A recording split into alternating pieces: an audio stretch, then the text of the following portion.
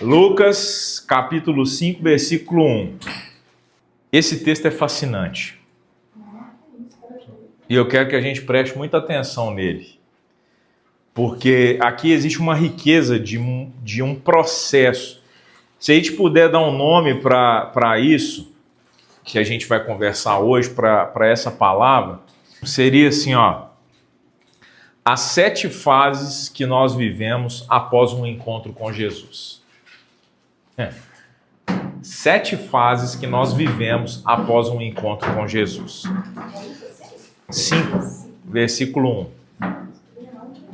A partir do 1, né? A gente vai ler até o 11. E por que 7 fases, gente? Enquanto a gente estiver conversando sobre essa palavra, eu quero que vocês pensem em que fase sua vida está. Por quê? Se eu não sei que fase a minha vida está, eu não consigo pedir direção para o Senhor, eu não consigo olhar para dentro de mim de uma forma intencional e de forma racional, porque o evangelho é racional, não é? O evangelho não é emocional, ele é racional. As pessoas por aí usam muito da emoção no evangelho para poder arrebanhar as pessoas. Nós não fazemos isso. Você está aqui porque você decidiu de forma racional estar aqui. E você decide de forma racional entender um pouco mais sobre o Senhor, cultuar a Deus, fazer aquilo que você precisa fazer para mudar a sua vida e se parecer mais com Jesus. Você não vai ouvir daqui, da minha boca, uma palavra motivacional. Você não vai ouvir. Pouquíssimas vezes Deus vai me usar para te falar sobre o sucesso que você vai ter, profetizar só coisas maravilhosas que vão te acontecer, porque eu não fui levantado para falar aquilo que as pessoas gostam de ouvir. Eu fui levantado para te aproximar de Jesus. E aproximar de Jesus, do caráter dele, requer renúncia, transformação, maturidade, aprendizado, humildade para você falar, olha, isso daqui eu realmente estou errando, eu estou vacilando, isso daqui eu realmente estou muito longe de Jesus nisso daqui. E aí, se você quer, e se a sua meta é como a minha, é se parecer cada vez mais com Cristo, você está no lugar certo. Porque eu acredito que quando a gente busca isso, todas as coisas são acrescentadas a nós. Seus relacionamentos começam a melhorar. Porque você se parece mais com Jesus. Você começa a ser como Jesus na vida das pessoas. Ou aqueles que não prestam vão embora, e aqueles que querem esse tipo de relacionamento vão se aproximar.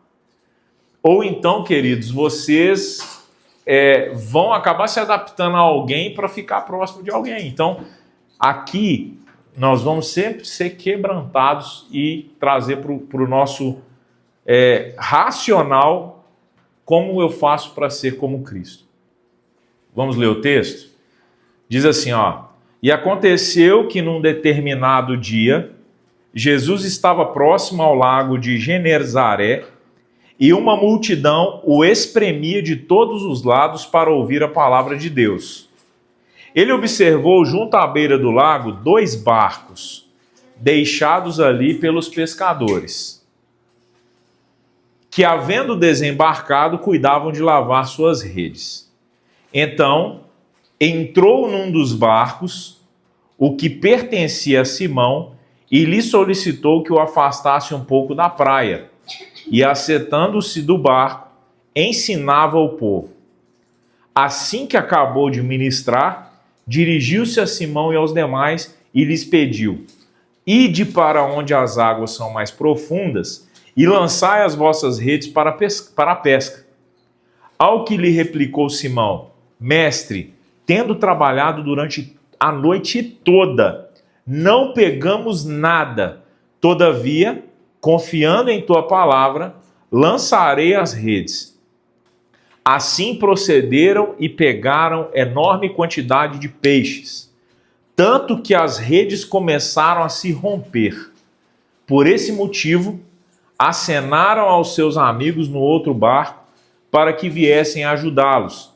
Eles chegaram e lotaram ambos os barcos a ponto de começarem a afundar. Diante de tamanho evento, Simão se prostrou aos pés de Jesus e declarou: afasta-te de mim, Senhor, pois sou homem pecador.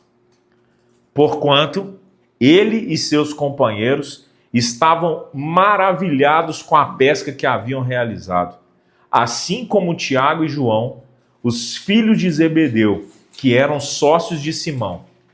Todavia, Jesus revela a Simão: não tenhas medo.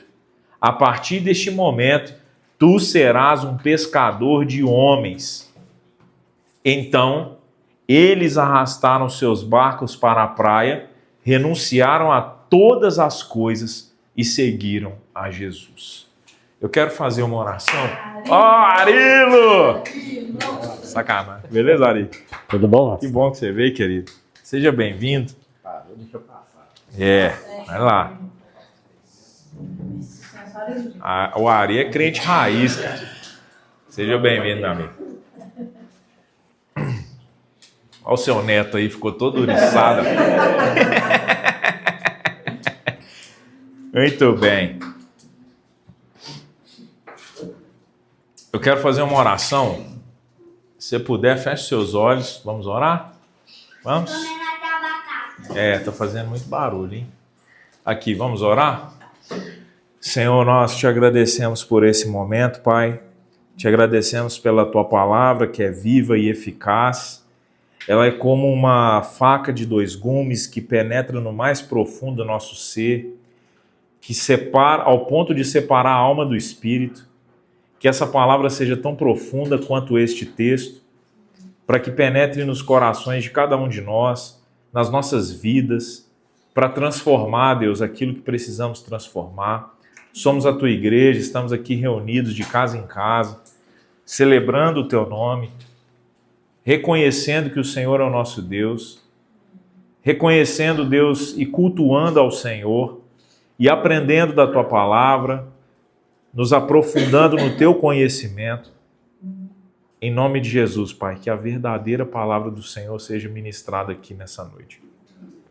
E que cada um de nós possa se abrir completamente como um terreno fértil para receber, Senhor, da Tua porção, para aprender contigo, para ser transformado. Queremos parecer cada vez mais contigo, Jesus. Perdoe os nossos pecados. Livra-nos, Deus. Livra-nos, liberta-nos daquilo que precisamos ser libertos. Em nome de Jesus, amém. Amém. Esse texto, gente, é um texto muito conhecido por nós, né? Muito conhecido. Em algumas versões é chamado de a pesca maravilhosa. Nós já ouvimos falar quando Pedro estava pescando e não pegava nenhum peixe.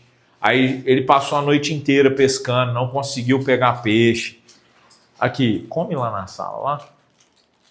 Come lá. Na hora que acabar, você volta. Vai lá. Senta lá. Nós já ouvimos essa mesma palavra. Tá bom, vai lá. Nós já ouvimos, você serve para ela, também falou. Tem um copo de plástico aí, não? Nós já ouvimos essa mesma palavra quando a gente estuda a Bíblia pensando nos milagres que o Senhor fez. Poxa, num barco,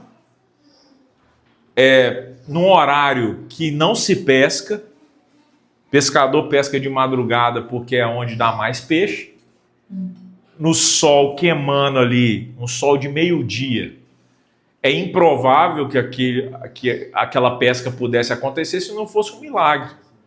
A gente já passou por esse texto muitas vezes, mas existe uma coisa nesse texto que mostra para nós esse processo da vida de alguém que um dia disse sim para Jesus. Depois que você teve um encontro com o Senhor, não importa em qual momento da sua vida isso aconteceu, pode ter sido agora, pode ter sido há muitos e muitos anos atrás, pode ter sido em um outro contexto, da sua vida.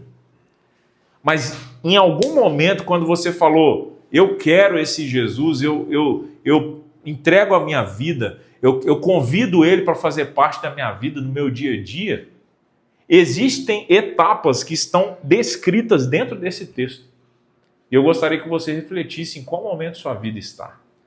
Porque se o nosso objetivo em humildade é entender onde estamos e entrar na rota de Cristo, como eu contei que aconteceu comigo essa semana, nós precisamos ser muito honestos e deixar o orgulho de lado e falar, Senhor, eu quero viver de novo esse momento, eu quero entrar nesta etapa, eu parei aqui, então eu quero continuar. E é para isso que a gente vai pensar aqui, juntos. A primeira fase. Essa primeira fase, ela aconteceu quando os discípulos, eles tentaram resolver um problema. Aqui até então não eram discípulos, mas eles tentaram resolver um problema com as suas próprias mãos. Essa fase é uma fase que ela acontece na nossa vida e ela volta para nós o tempo todo, se você prestar atenção. Ela volta e continua voltando para a gente o tempo todo. É o convite para que a gente resolva os problemas com as nossas próprias mãos. Só que uma vida com Cristo, ela não cabe mais esse comportamento. Não existe lugar para nós que um dia entregamos a nossa vida para Jesus, dizer que nós vamos resolver sozinhos as coisas. Não existe mais. É por isso que muitas vezes nós passamos problemas e eles se acentuam, eles entram num estágio que não deveria entrar, extrapola aquilo que Deus quer fazer na nossa vida, as experiências que Ele permite, os problemas que nos moldam, que nos ajudam a ser transformados, mexer no nosso caráter. Tem coisas que passam da medida daquilo que Deus preparou para nos ensinar. E muitas vezes é porque a gente decide dizer assim, Senhor, não precisa fazer parte disso daqui, deixa que eu resolvo sozinho. Só que a gente não faz isso de forma consciente, nem falando dessa forma. A gente simplesmente sai correndo na frente. O Senhor fala para a gente assim, toma lugar na nossa canga, na minha canga, aprenda de mim que sou humilde de coração. Entra junto. Entra aqui comigo e vamos seguir, vamos fazer. Fala comigo, conversa comigo, deixa eu participar do problema. Porque já não adianta mesmo você se esconder no mais profundo abismo, no mais alto lugar, eu estou lá. Vai adiantar o quê? Então, deixa eu fazer parte, deixa eu estar contigo, me conta os seus problemas, me pergunta o que eu tenho para você, o que é importante, e a gente vê isso acontecendo aqui, quando eles ainda não tinham o coração de discípulos, porque não tinham sido escolhidos ainda.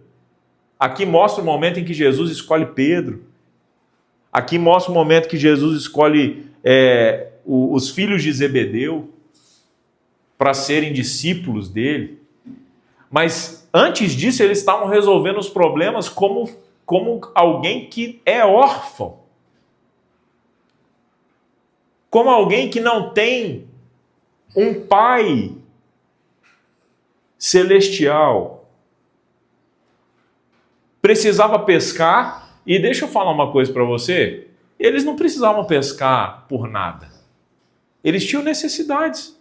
Igual você tem quando você levanta segunda-feira de manhã e vai trabalhar, você está lotado de necessidades. Eles também tinham muitas. E eles passaram a noite inteira trabalhando e não tiveram resultado nenhum.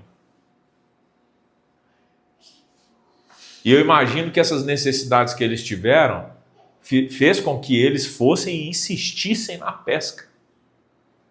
Insistissem na pesca. A primeira fase é tentar com as suas próprias forças resolver um grande problema.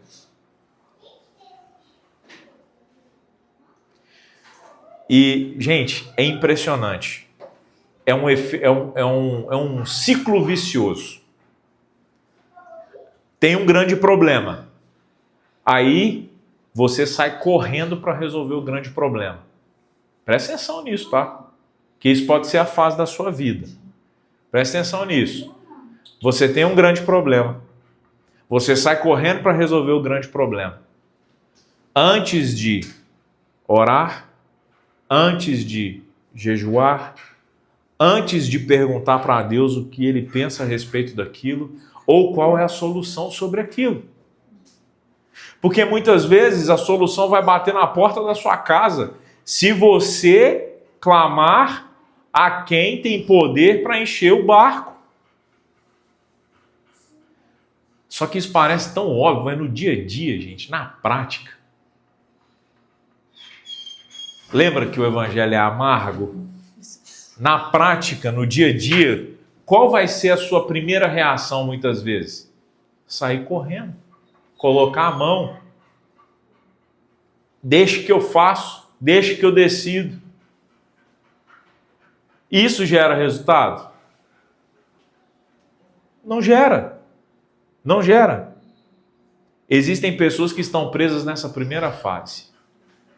E se você está preso nessa primeira fase em relação a essa transformação em Cristo, você está sofrendo e sofrendo muito.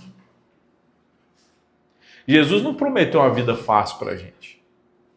Ele não prometeu que ele ia resolver nossos problemas da noite para o dia. Ele não prometeu que a gente vai viver uma vida só de milagre e o natural não existe. Não, ele não prometeu nada disso. Isso foi criado pelas religiões, ele não prometeu nada disso. Agora, ele prometeu trocar o fardo pesado por um leve. Isso ele prometeu. E é interessante que ele podia ter falado, põe o seu fardo em mim e não fica com peso nenhum, meu filho. Ele não fez isso. Ele falou assim, troca o fardo. Troca o fardo. Tem problema que eu vou resolver, mas você precisa vir trocar o fardo. Não é um processo automático. Ah, eu sou filho de Deus, ele me ama, eu vou ficar aqui então, não vou falar nada com ele, tá tudo certo. Não, não é assim que funciona. Só, gente, que quem está preso nessa primeira fase começa a ficar incrédulo. Começa a se afastar ainda mais. Por quê? Porque eu vou resolver os meus próprios problemas na força do meu braço. Eu perco a comunhão com o Senhor. Eu torno isso uma rotina e um hábito na minha vida. As coisas começam a dar mais errado, porque eu estou resolvendo na força do meu braço e eu começo a achar que Deus não se importa comigo. E eu me afundo ainda mais na incredulidade. Por quê? Porque eu não entendi que eu estou tentando com a força do meu próprio braço. Imagina eles, se não tivessem permitido Jesus subir no barco. Porque eles falaram para ele, Senhor, nós pescamos a noite inteira e nós não pegamos nada.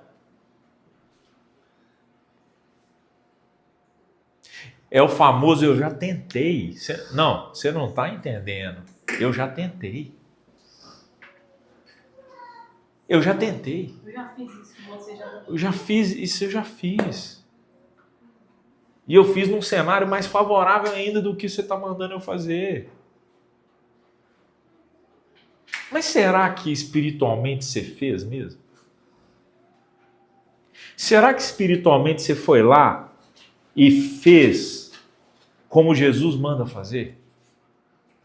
Será que você colocou ele dentro de verdade? Essa é a primeira fase, queridos. E se você está vivendo isso, hoje é um dia muito especial, porque é um dia que você pode, de verdade, mudar de rota. Mudar de rota. Pastor, como que eu faço isso na prática? Você, diante de um problema, antes de sair correndo, antes de ser ansioso, antes de pôr a mão, antes de qualquer coisa, consagre os teus planos ao Senhor. Porque a palavra de Deus fala que aqueles planos que são consagrados ao Senhor, eles são bem-sucedidos. Senhor, eu penso, Jesus, eu penso em fazer isso daqui. Eu penso, o que o Senhor pensa a respeito? Relacionamento. Só que nem sempre Ele vai responder no seu tempo, na hora que você quer, do jeito que você quer. Nem a resposta vai ser talvez aquela que você quer ouvir. E muitas vezes, quando ela não é a que quer ouvir, a tendência é falar assim, não, isso daí não, eu vou tentar isso daqui. Dá licença que isso não vai dar certo. Eu estava pescando e a nossa amiga, ela é profissional em pesca, ela compete. Ela falou para mim, troquei de barco agora porque o barco é mais rápido na competição, isso me ajuda a ter um resultado melhor. Ela é desse nível. A isca específica. Nós paramos o barco para pescar, ela falou assim com um cara que estava pescando, o peixe está pegando na superfície ou meia água? Falou desse jeito. Aí o cara, meia água. Ela falou, então vamos trocar as iscas. Ô filho, se dependesse de mim era só uma minhoca. Aquela varinha de bambu na minhoca, na beirada do barranco e pá. E aí eu falei para ela assim, olha que louco isso, hein? Falei para ela assim, deixa eu te falar, eu tô percebendo que o peixe tá vindo atrás da isca, mas ele não tá pegando. Aí ela falou, você tem que acertar, porque a gente tá pescando tucunaré, ele pega peixe vivo, então você tem que jogar e ir puxando para ele vir atrás e abocanhar. E eu fazendo do jeitinho que ela falou, em pé no barco, jogava, puxava, fazia uns tranquinhos para parecer um peixinho. E eu não peguei nada. Ela pegou, não estava bom de pesca esses dias não. Ela pega 20 a 30 peixes, ela pegou 3. Mas ela pegou 3. E eu não peguei nada. Mas é uma pescaria difícil também, quem é uma pescaria. Mas ela é profissional, ela sabe o que ela está fazendo. Aí eu falei assim, tá acontecendo uma coisa, eu tô vendo o peixe chegar perto do barco, inclusive, perseguindo a isca, mas eu não tô conseguindo que ele morde a isca. Ela falou assim, é porque você está desacelerando, achando que é para ele alcançar. Olha que louco, olha a minha cabeça, o peixe está correndo atrás do outro. Se eu diminuir a velocidade, ele vai alcançar, eu vou pegar ele. Ela falou, não, ao contrário, você tem que acelerar, porque um peixe que está sendo caçado, ele corre mais rápido. E ele vai pôr energia e vai abocanhar. Às vezes, Jesus está fazendo a mesma coisa. Hã? Eu ia fazer a mesma coisa, eu ia desacelerar. Não é? Aí, às vezes, a gente acha que a nossa lógica é a lógica de Deus, entende? Só que ele sabe que por trás do problema existe uma coisa que precisa acontecer. E a gente está achando que não. Pô, é a minha lógica. Não é uma lógica. Se o peixe está correndo e eu der uma chance para ele, ele vai pegar. Vai pegar. Mas não é assim que funciona. E aí, às vezes a gente está agindo dessa forma com relação aos problemas. Igual eles fizeram. Segunda fase. Jesus subiu no barco. Jesus subiu no barco. Gente, é impressionante. Não existe milagre, não existe solução, não existe vida, não existe alegria, felicidade se Jesus não estiver no barco. Esquece. Esquece. A gente vai rodar e vai rodar e vai rodar. E no final da nossa vida, a gente vai estar um bagaço. Infeliz. Infeliz. Esquece. Cid, mas significa que ele prometeu felicidade? Não, significa que a nossa alegria não vai depender das circunstâncias. Porque se ele não estiver no barco, a nossa alegria depende das circunstâncias. E fala sério, gente. Se existe um lugar mais instável do que qualquer outro, é o mundo. E o mundo, eu estou falando do mundo que a gente vive. Não estou falando do religioso, do que está fora da igreja. Não estou falando disso, não. Eu estou falando do mundo. Do nada estoura uma guerra, o combustível. Puf. Do nada rola um problema, explode um tsunami, não sei aonde, explode uma bomba. Você olha e fala, cara, não existe estabilidade. se a nossa felicidade estiver apoiada nas circunstâncias, nós estamos fadados à infelicidade. Esquece. Se o seu casamento estiver em cima, na confiança de um para o outro, esquece. Se o meu casamento tiver só eu e Luísa nele, na verdade a gente nem ia estar casado mais. Nem ia. Por quê? Porque é lá que eu manifesto o pior Sidney que existe no planeta. Não é na rua. É lá dentro. De casa, com ela. E é lá que ela manifesta a pior Luísa que existe na face da terra. E se não existir alguém que é a referência do que é bom, do que é puro, do que é santo, da forma como devemos conversar, da forma como devemos tratar um ao outro, se não existir um parâmetro, se não existir alguém dentro desse barco chamado casamento, esquece. E isso vale para tudo. Se não existir alguém dentro desse barco chamado carreira, se não existir alguém dentro desse barco chamado casa, namoro, relacionamentos, amizades, qualquer que seja, esquece, gente. Esquece. Seus amigos, eles vão, às vezes, trair você. E se Jesus não estiver dentro desse barco, você vai fazer o quê?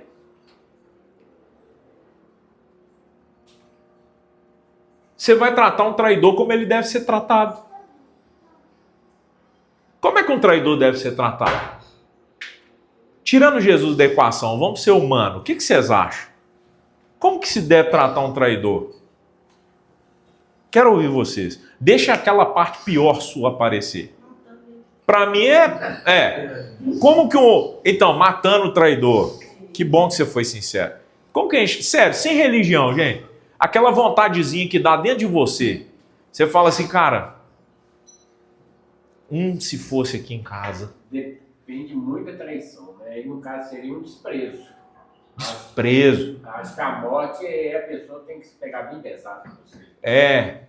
Mas um desprezo que acaba a pessoa é você desprezar ela. Desprezo. Né? Tipo, agora você está excluído. Excluído da minha vida. Desprezei você, agora está excluído da minha vida. O que mais, gente? Como é que tem que tratar um traidor? Pessoa que está te metendo ferro pelas costas. Você fala, cara, eu estou ajudando a pessoa. Entendeu? Você está ajudando o cara lá, a pessoa lá na academia. Na hora que você vira as costas, ela pega o peso e senta na sua cabeça. Pá! E aí? Como é que tratam uma pessoa dessa? Não, sério, é humano. Descobre que ela não gosta. Isso! Você é o Satanás na vida dessa pessoa. Vou descobrir o que ela não gosta e eu vou enfiar o dedo lá, na ferida. Sofrer de morrer. O que mais? Põe a parte errada. Eu tinha pensado aí uma coisa que era. Aí, um pedófilo. Não morre, mata. Entendeu? Aí você vai. Aí vai longe, filho. Vai longe. Já me imaginei torturando alguém dentro da minha casa, preso. Vou torturar essa desgraça aqui. Não morre, não. Morrer é alívio. Trocutado. Eu já pego mais leve, igual, mas assim, colocando Deus. Não, tira Deus. Não vale, não. Não vale, não. Não vale Deus, não. Eu cortava fora para ele nunca mais fazer isso. Aí, ó. Boa. Tá vendo? Não, isso aqui é pegar leve. Só para fazer necessidades e pronto. Isso. Aí, olha só, gente. Aí, quando o traidor é a gente, como é que fica?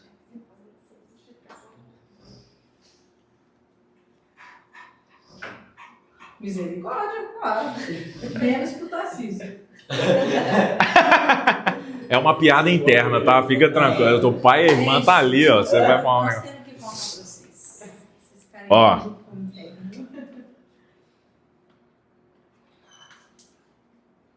Se a gente fizer uma lista de todas as questões da nossa vida que Jesus ele deve estar dentro desse barco, e a gente observar aquilo que a gente não está deixando ele lá dentro, nós vamos assustar. Acho que de 10 você deixa só em uma. E aí, como é que está o resto, né? Como é que tá? Como é que funciona? Qual que é o seu parâmetro de bom, de justo? Sabe? Quem é justo? O que é justo? É o que você acha que é justo? É a forma que você pensa? É a maneira que você lidaria com algo? O que é bom? O que é justo? O que é puro? O que é santo? Ele diz o que é. E quando ele entra para dentro de um barco, já não é mais a nossa opinião. Não é a minha vida, a sua vida, não é a nossa forma de fazer as coisas. Começa a ser a forma de Cristo. E por mais que a gente queira fazer algo, a gente consegue entender que tem alguém no barco que é capaz de mudar a nossa forma de olhar. Como é que você olha para o outro, né? Eu olho para o outro como? Eu olho para ele como? Eu não sei os problemas que ele está passando, eu vou chegar aqui e vou olhar como? Eu não sei o histórico de vida dela, eu vou olhar para ela como? Com a minha vida? Eu vou pegar a vida dela, colocar na minha vida, medir a minha vida e a dela e falar assim, realmente você não se encaixa. Não, quem que é a régua? A régua é Cristo. Porque ele é o único sem pecado, ele é o único que comprou, pagou um alto preço por você. Ele é o único que é seu dono. Ninguém pagou o preço por você. Ninguém foi lá no inferno e te tirou do inferno. Ninguém, só ele. Então a régua é ele também. Porque em algum momento eu posso ser o vacilão na sua vida. Como eu fui na vida do Uber essa semana. Eu contei aqui que eu vacilei, falei uma besteira com o Uber, porque ele me largou no meio do caminho.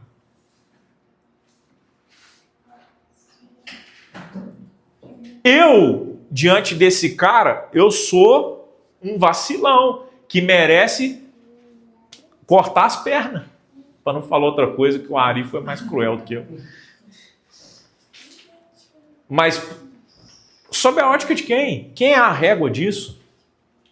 Agora, também isso não é um convite ao liberalismo, libertinagem, a fazer o que eu quero, não. Porque existe uma régua. Essa régua é Cristo. O que ele fala que é bom, o que ele fala que não é bom, não é bom. Por que as pessoas estão envolvidas hoje nesse contexto todo de debate, de tudo? Tudo é debate, tudo é confusão. Já viu na internet como é que é?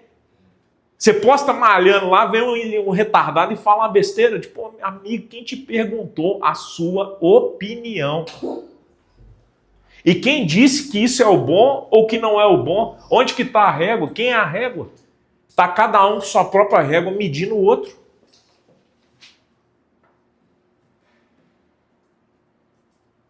Se Jesus entra no barco, acabou o achismo. A gente tem alguém que nos direciona. Terceira fase.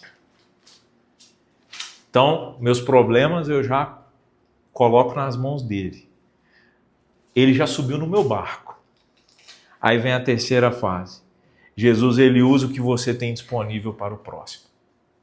Antes da pesca acontecer milagrosa, Jesus usou o barco de Pedro para poder pregar para a multidão. Pedro nem sabia quem era aquele cara ainda.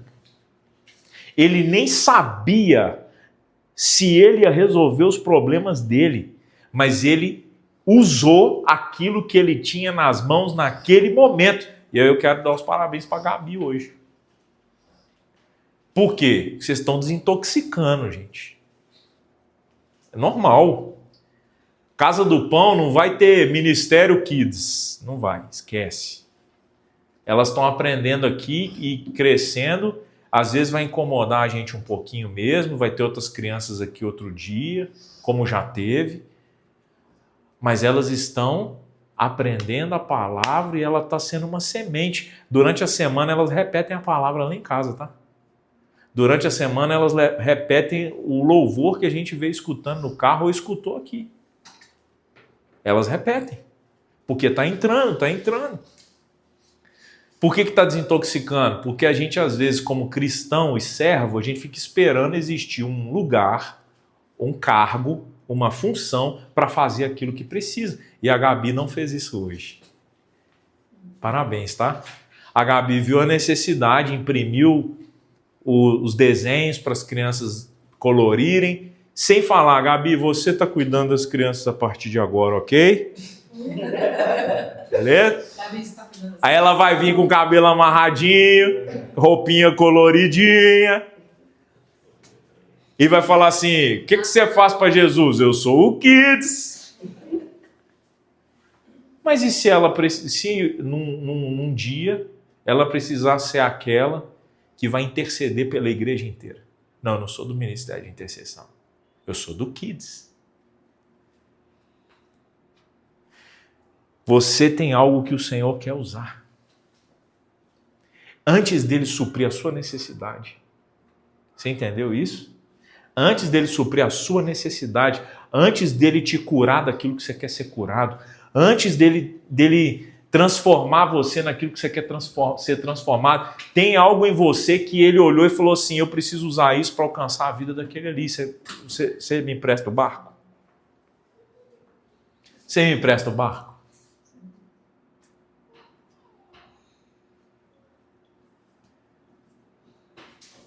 Eu fico imaginando Pedro, cara, falar o português rasgado, putaço, revoltado, não pesquei a noite inteira, tô lavando a rede, porque Pedro era desse tipo, cara, nervosão, não pesquei a noite inteira, tô lavando a rede, o cara ainda me pede o barco, para poder ficar falando para uma multidão que eu não tenho nada a ver com essa história. Simplesmente, Jesus sobe no barco para conseguir falar para a multidão que estava apertando e pressionando ele. E aí, gente, essa fase, ela testa o nosso coração. Ela testa. Porque Deus quer usar você com o que você tem e às vezes o que você tem não dá nem para você. Você fala, como assim, Deus? E aqui os crentes ideais, do ideal, né? Os crentes do ideal, mundo de Bob, aqueles se lascam. Mas lasca com força. Porque ele fala assim, quando eu tiver isso, eu faço para Jesus. Entendeu? Quando eu tiver aquilo, eu faço para Jesus. Aí eu te pergunto, o que é que você está esperando que precisa acontecer na sua vida para poder entregar seu barco para Jesus subir em cima e fazer alguma coisa na vida de alguém? O que é? O que é? Quando eu tiver habilidade tal, quando eu tiver autoridade tal. Não, quando eu estiver pregando para 100 pessoas, pelo menos. Não, quando eu estiver mais firme. Tá bambo aonde, gente? Deixa ele apertar o parafuso. Quando o quê? Quando o quê? Não, quando me derem abertura. Ninguém vai te dar abertura. Ninguém vai te dar abertura a nada. Eu acompanhei um amigo, 15 anos de amizade, ateu. No dia da morte dele, eu fui o último a falar com ele no hospital e ele aceitou Jesus na hora da morte dele. Depois ele abriu a boca e morreu. Nunca me deu abertura, mas eu sempre entreguei amor para ele. Eu sempre entreguei caráter para ele.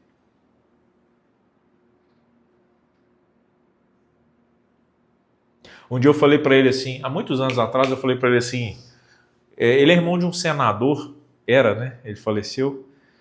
Ele era irmão de um senador senador ainda é senador, é ativo.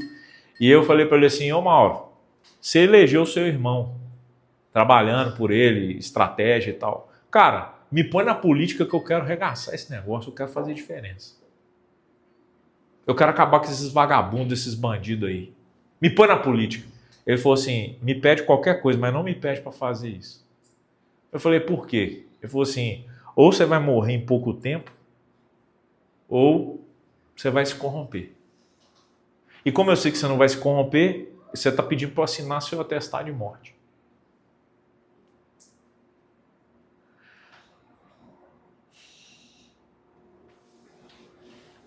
Esse cara, para ele falar isso, você concorda comigo que ele testou muito o meu caráter? Eu era advogado dele, foi assim que eu conheci ele.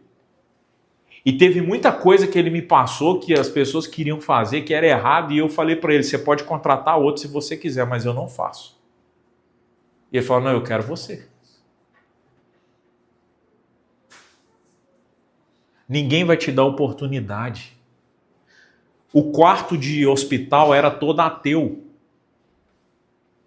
E estava todo mundo reunido, a família inteira reunida. Fala assim, queridos, eu queria pedir oportunidade para eu falar com o Mauro para ele aceitar Jesus. Não.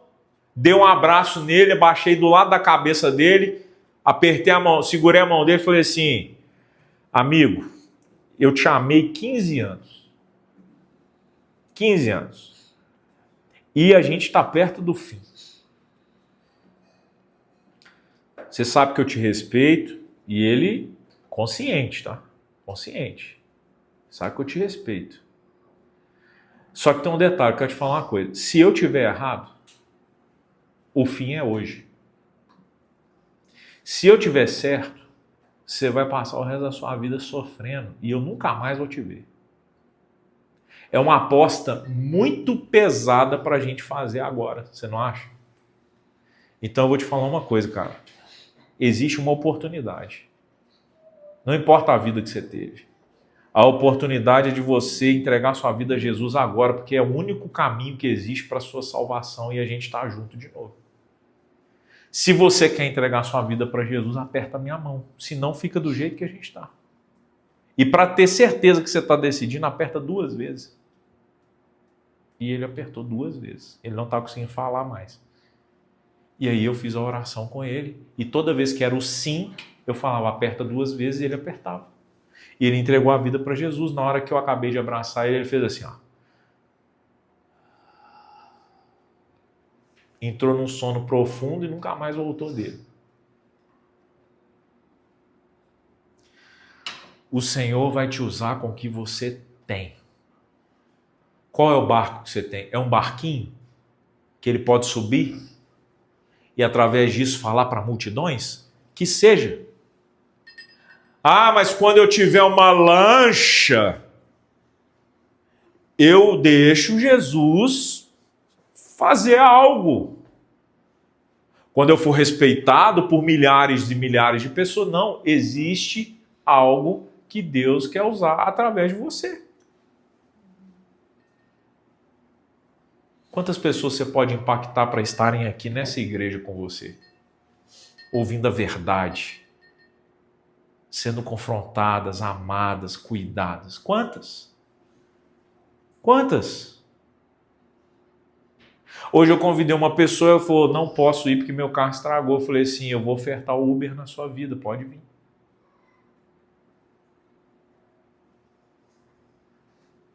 Quantas?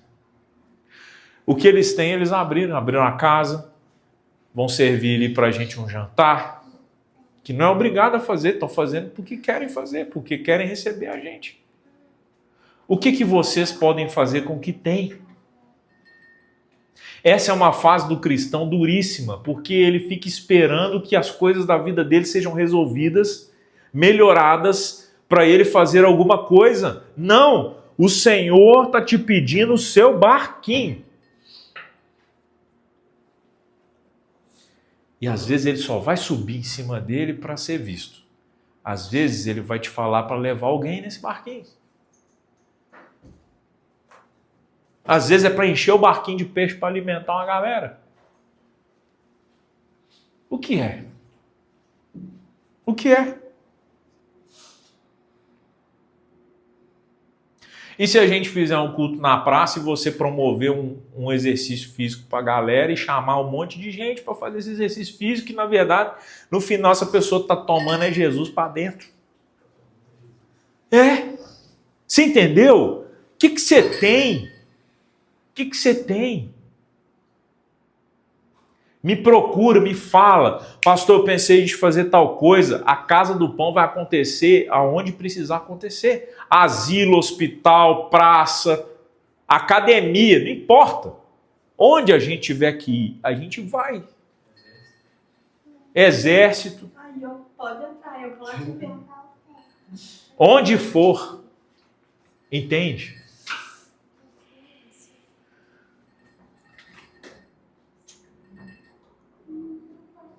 Quarta fase. Jesus supre as nossas necessidades e faz milagres. Ele supre. Ele supre. Uma vida que está alinhada em intimidade com Jesus, ele supre as nossas necessidades. Supre. Existe uma coisa que nos afasta de Cristo, são as nossas necessidades às vezes. E a gente começa a entrar num ciclo de eu preciso fazer para receber. E o Senhor faz milagres, Ele coloca pessoas na nossa vida. Se a gente não estiver alinhado com Ele, a gente não percebe. A gente não percebe. Ele supre assim como supriu a necessidade deles. Ele subiu no barco, falou para as multidões, usou aquilo que Pedro tinha, e naquele momento ele estava vendo o coração de Pedro, e aí depois ele falou assim, entendi, vocês pescaram a noite inteira e não pegaram nada. Puxa o barco então, mais para dentro, joga a rede, que agora você vai ver acontecer. E aqui, gente, do lado contrário, ainda. Lado contrário, num horário improvável, um horário improvável. E aí tem um detalhe aqui importante, sabe? Eu sei que você, em algum momento, já pediu a Deus e Ele não te atendeu. É porque Ele é Senhor da sua vida, Ele não é escravo seu. Ele é seu Senhor. Não é você que é o Senhor dele, entende?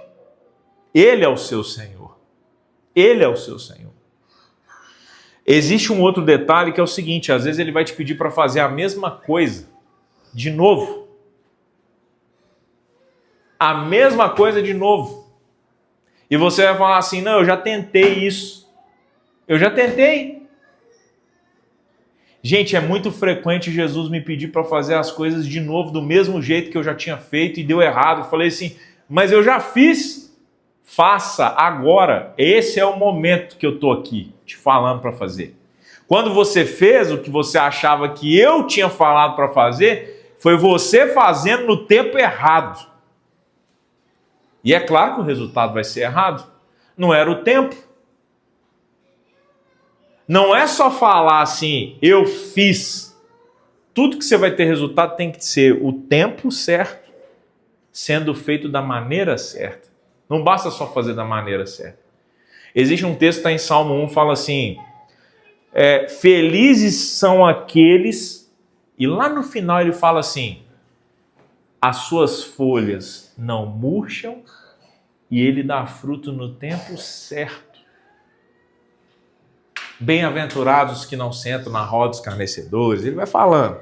E no final ele fala assim, é próspero em tudo que faz, dá fruto no tempo certo e suas folhas não murcham. Tem coisa que Deus está mandando você fazer e você está preso lá onde você fez e não funcionou. Talvez até com Ele mesmo. Até com Ele mesmo. Talvez você foi direcionado a orar, fazer a campanha A, B e C, fazer um jejum de não sei quanto tempo e não funcionou porque ele não tinha aquele resultado para você naquele momento. Deixa eu contar para vocês uma coisa. Uma vez eu fechei um cliente, olha isso, gente. Isso aqui é doideira demais.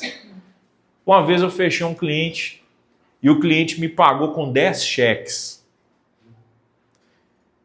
10 cheques. Era 200 mil reais, ele me pagou com 10 cheques de 20 mil reais. Olha isso.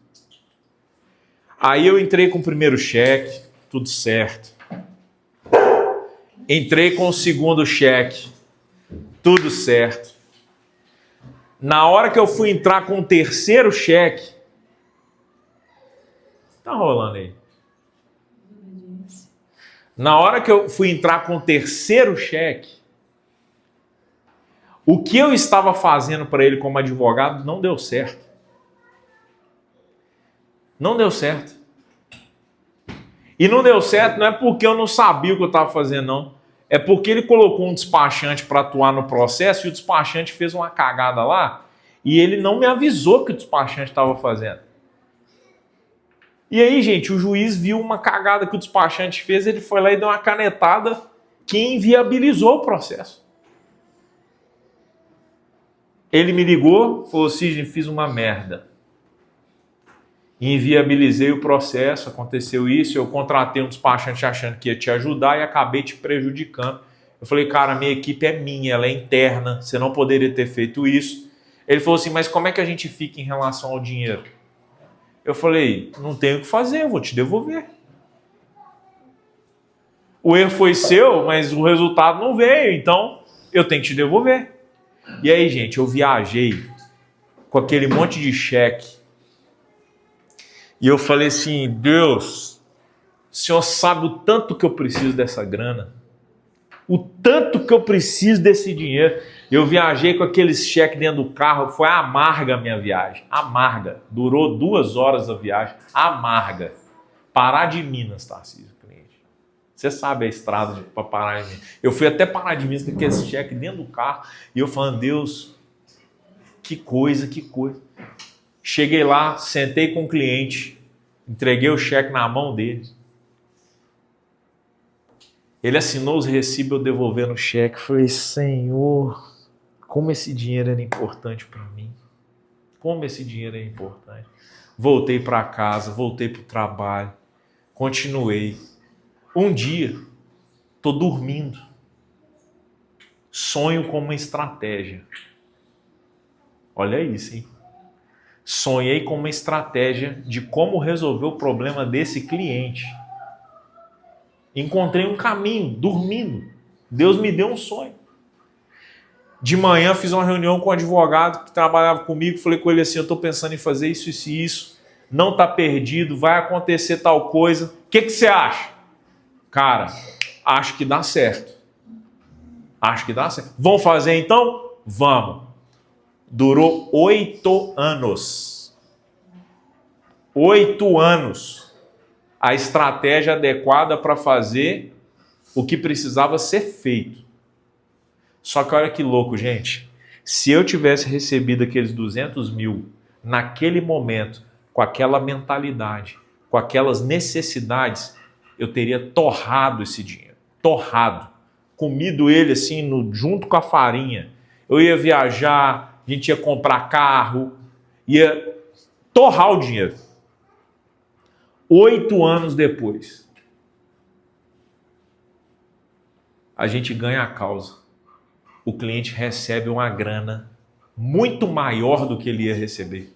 Muito maior. O advogado que estava comigo, eu ia receber sozinho os 200 mil, entendeu?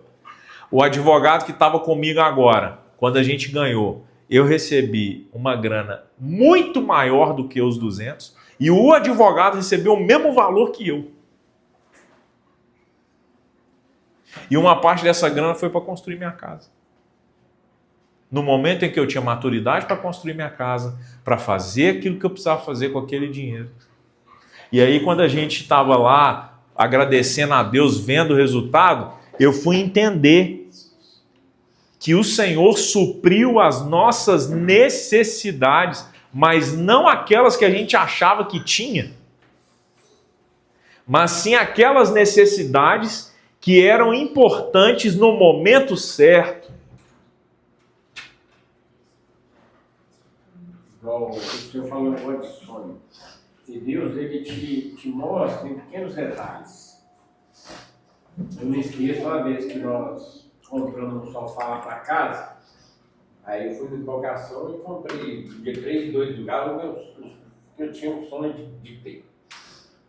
Só que aí na hora que o sofá chegou lá, não cabia da maneira que era para ele ficar. Não cabia, eu tentei de todas as formas. Não é possível que eu vou ter que devolver. Eu não queria ficar com os dois, que eram os 2 lugares, de 3, mais um negócio de pé e tudo. Falei, não. Aí eu fui dormir. Deus me mostrou como que ele ia ficar, que eu não precisaria de devolver. Oh. Aí na hora que eu acordei, dei 2 mexidas que o sofá no lugar. Então quer dizer, Deus, ele mostra pra gente em pequenos detalhes. A gente tem hora que acha, não, isso aqui, Deus não vai nem olhar para isso. Mas não, isso não é importante para Deus, né? E é interessante falar isso porque para Deus tudo a nosso respeito é importante, gente. Tudo. Tudo. Absolutamente tudo. Cada detalhe nosso é importante. E às vezes a gente se sente indigno, acha que não merece se chegar diante dele e falar, Senhor, eu estou com essa situação, você me ajuda? Tem gente que vai além ainda, acha, isso não é problema para Deus resolver. Mas peraí, ele é Deus, cara. Problema para ele de um astronauta perdido no espaço, ou onde vai ficar o sofá, é do mesmo tamanho. Do mesmo tamanho. E ele mostra através da simplicidade o quanto ele nos ama, o quanto ele está com a gente, o quanto ele faz questão de tudo. Só que, às vezes, não é o tempo. Às vezes não é o momento. Alguns podem olhar para essa história e falar assim, pô, os caras estavam a noite inteira pescando. Não seria então melhor pescar e trazer os peixes para dentro desse barco e depois Jesus usar o barco dele para falar com a multidão? Não era o tempo.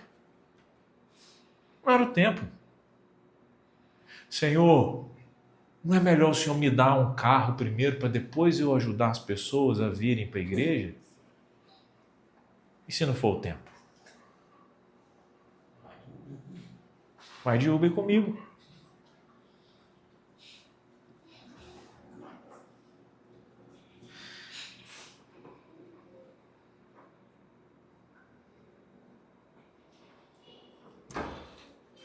Quinta fase.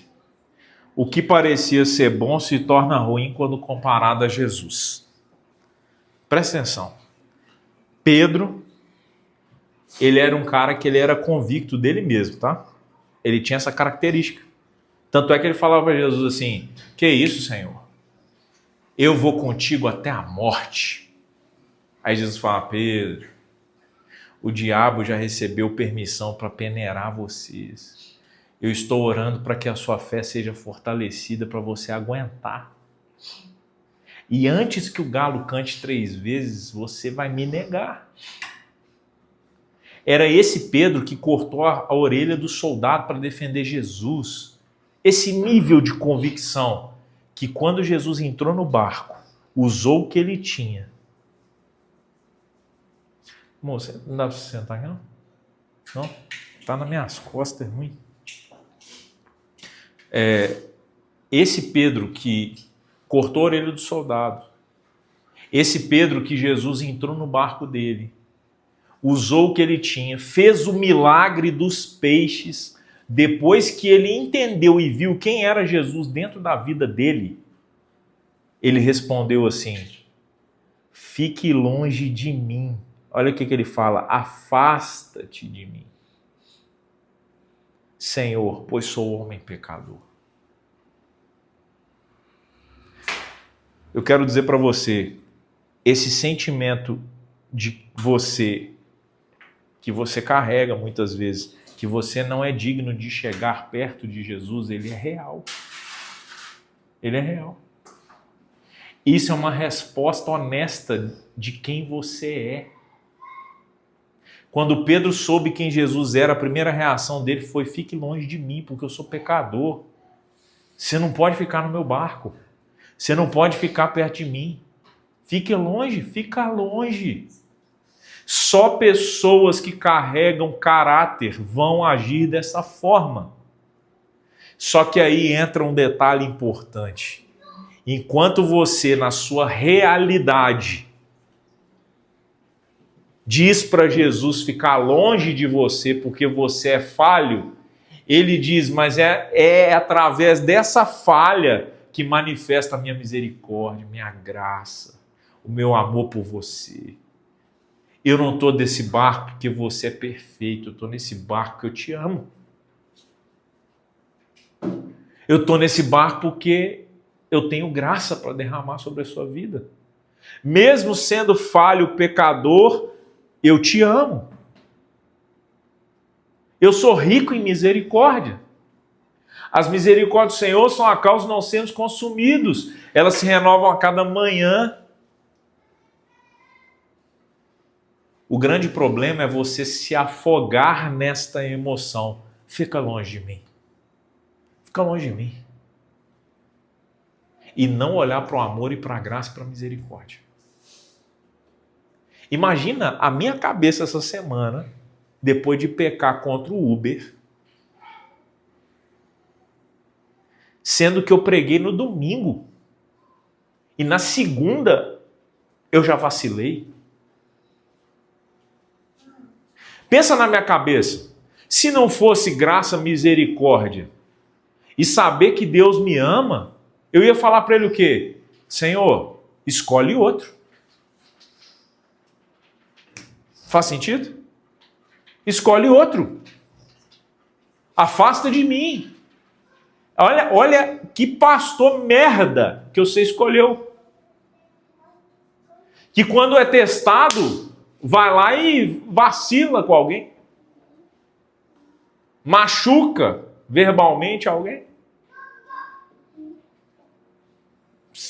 Afasta de mim. Sai do meu barco. Eu não sou digno do Senhor entrar no meu barco. Sai.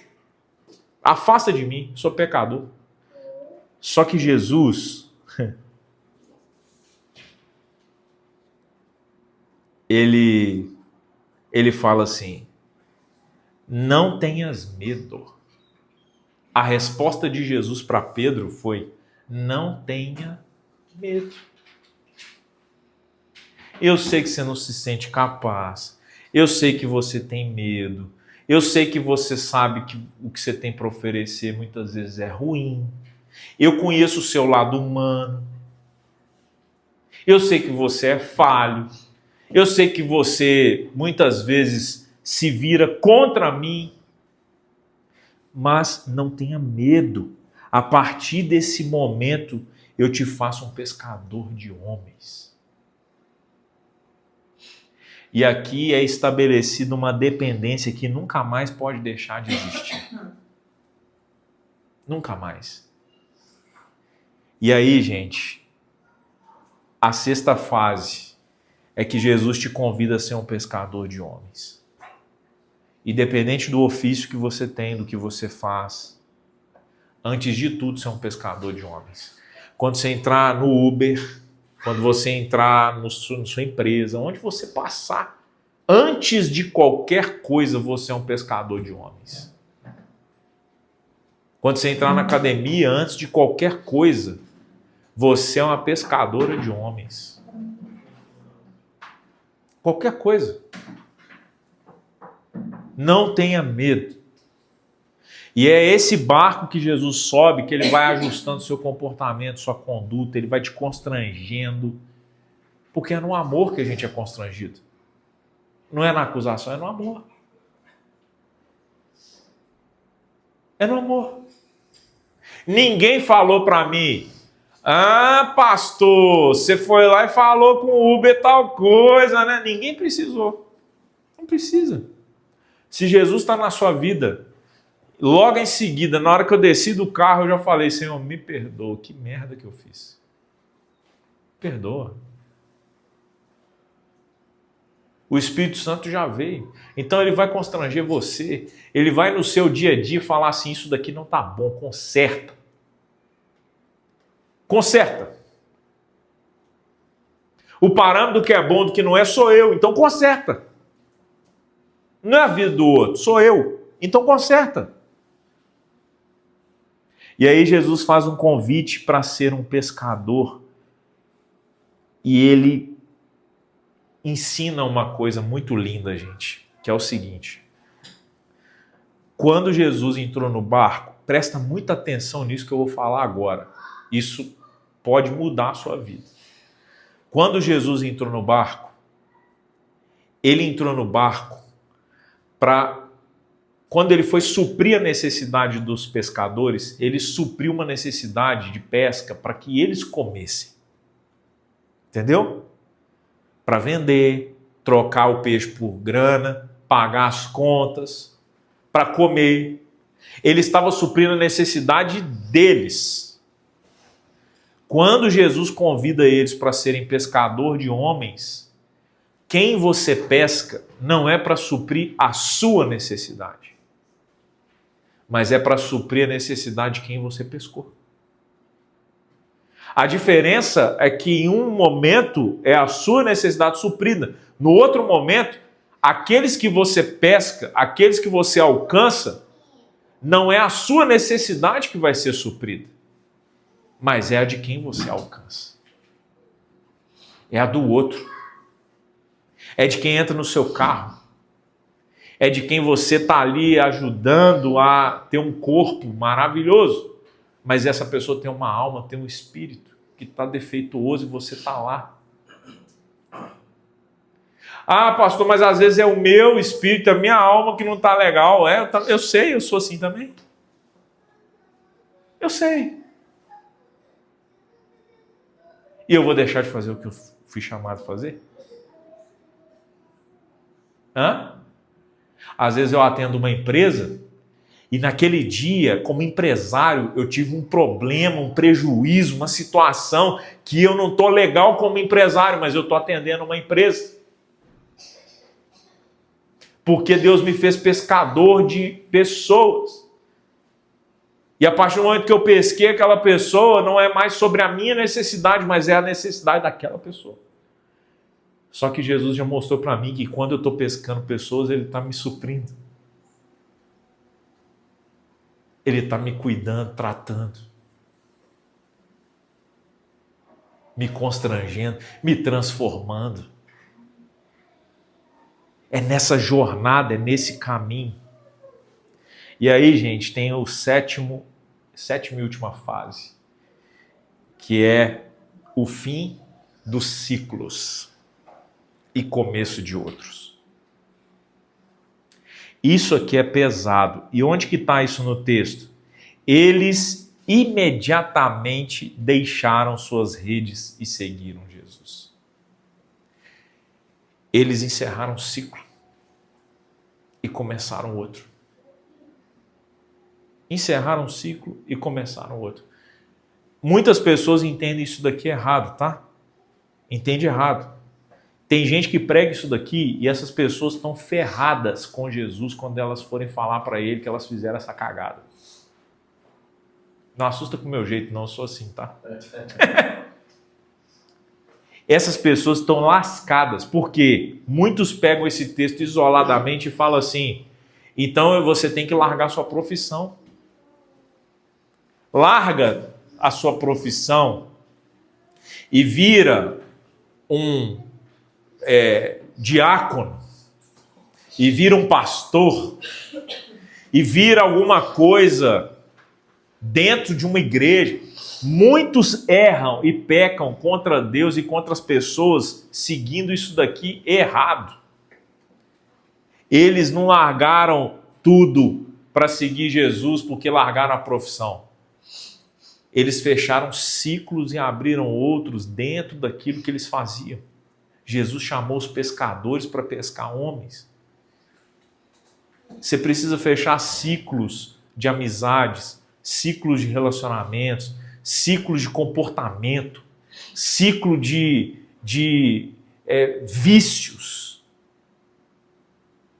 ciclo de pecado e começar algo que Jesus vai te usar onde você está. Esse fechamento de ciclo significa, eles deixaram as redes, eles deixaram aquilo que era natural, eles deixaram aquilo que era na força do braço deles, eles deixaram aquilo que eles passavam a fazer por interesses próprios e começaram a fazer aquilo que era para o reino. Aí você quer experimentar prosperidade? Você quer experimentar a vida leve? Você quer experimentar paz? Começa a colocar isso aqui em prática. Começa a colocar isso aqui em prática.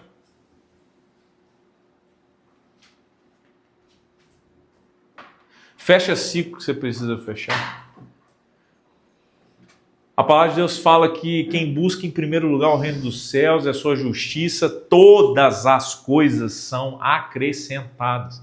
O que ele está falando aqui com isso daqui? Olha, imediatamente deixaram suas redes e seguiram Jesus. Começa agora a colocar em primeiro lugar o reino de Deus na sua vida. Primeiro lugar. Eu estava em Congonhas, esperando o voo para voltar para Belo Horizonte e deu um problema, o voo atrasou 1 hora. Eu falei assim, Deus, o que é que o Senhor quer que eu faça aqui dentro desse aeroporto? O que é para fazer? É para sentar onde tem alguém precisando de mim, porque não tem uma lógica quando a gente fala em buscar em primeiro lugar que a minha necessidade seja suprida, ou seja, eu quero chegar em casa a tal horário. Não, tem alguma coisa que você quer com isso. Quando você entende de deixar as redes e falar, Deus, o que é para eu fazer aqui? O que eu preciso? Onde que é? Cadê a pessoa? Você não é a profissão que você tem, não, querido. Antes de tudo, você é pescador. Antes de tudo. Com o barco que você tem, com a habilidade que você tem, do jeito que você está, porque Jesus vai te transformar. Pastor, eu quero fechar ciclos para entregar para Jesus e começar a seguir. Você está no lugar certo. Talvez você ficou para trás em alguma dessas fases aqui, ó. Você está resolvendo o problema na força do seu braço. Você está... Jesus não está nem no barco mais. Usou o que você tem disponível para o próximo. Agora talvez não usa mais. Está esperando o mundo ideal para fazer alguma coisa. Talvez você está lotado de necessidades. Talvez você está falando para Jesus, não, fique longe de mim porque eu sou pecador, sou falho. E ele está falando, entendi. Não, eu já sei, eu me aproximei, eu subi nesse barco sabendo. Eu sei tudo. Eu morri por você sabendo.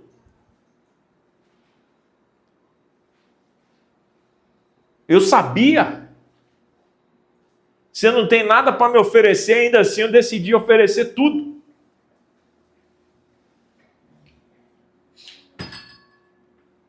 E talvez agora é o tempo de fechar o ciclo, começar outro. E eu quero orar por você. Hoje eu nem fiz live da Casa do Pão porque eu quero orar por você. E a gente vai cear, só que essa ceia de hoje, nós vamos colocar esse ciclo que nós precisamos fechar e aquele que a gente quer abrir, sabe? Aquele que a gente quer abrir.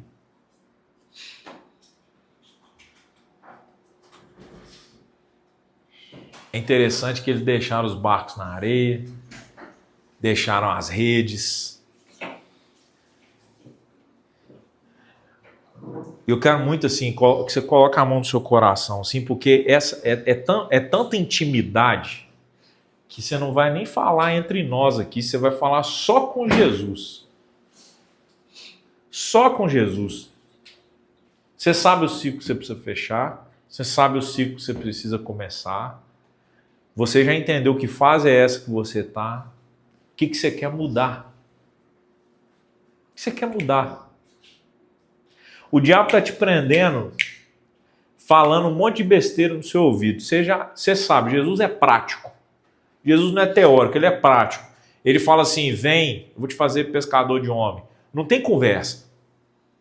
Pedro tentou puxar afasta de mim que sou pecador, ele já falou assim, não tenha medo. Não tenha medo. Eu estou aqui. Estou aqui. E o Senhor quer fazer isso hoje. Ele quer fazer isso hoje. Eu nunca preguei essa palavra. Eu nunca tinha visto esse texto dessa forma. Eu sempre vi esse texto como a pesca maravilhosa. Jesus fazendo um milagre.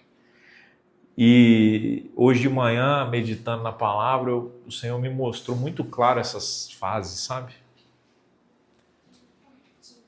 Você não vai fazer psicologia para ser psicólogo. Você vai fazer psicologia para salvar aquela galera que vai estar lá naquela sala. Sidney, mas esse barquinho eu nem tenho ele ainda. Qual que você tem hoje?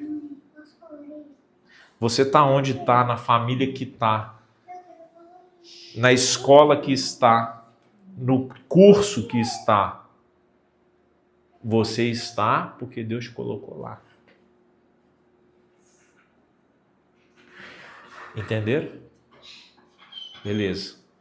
Eu quero que vocês me procurem depois para falar o que vocês têm que o Senhor pode usar. Ok?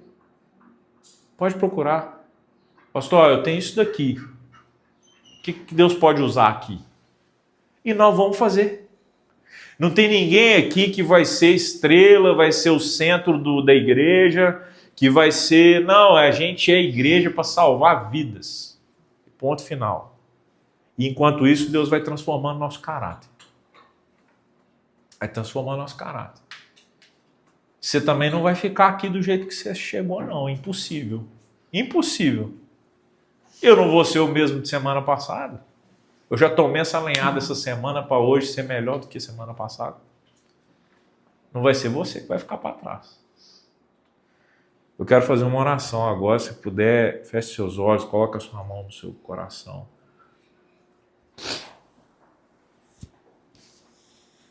Senhor, nós estamos aqui, Jesus. Nós queremos te convidar a subir no nosso barco. E não importa se só tem cristão aqui que já convidou o Senhor para fazer parte da vida deles. Eu quero fazer esse convite mais uma vez hoje, Senhor. Sem o óculos da religiosidade. Sem julgamento, sem o peso, mas na leveza que só o Senhor nos proporciona, Pai. O Teu Espírito Santo já nos constrangeu aqui. Cada um sabe aquilo que o Espírito Santo declarou, sussurrou na alma de cada um. Enquanto estávamos aqui ouvindo a Tua palavra, o Senhor já foi nos dizendo que precisamos fechar de ciclo na nossa vida. E o que precisamos começar a fazer. O Senhor já falou.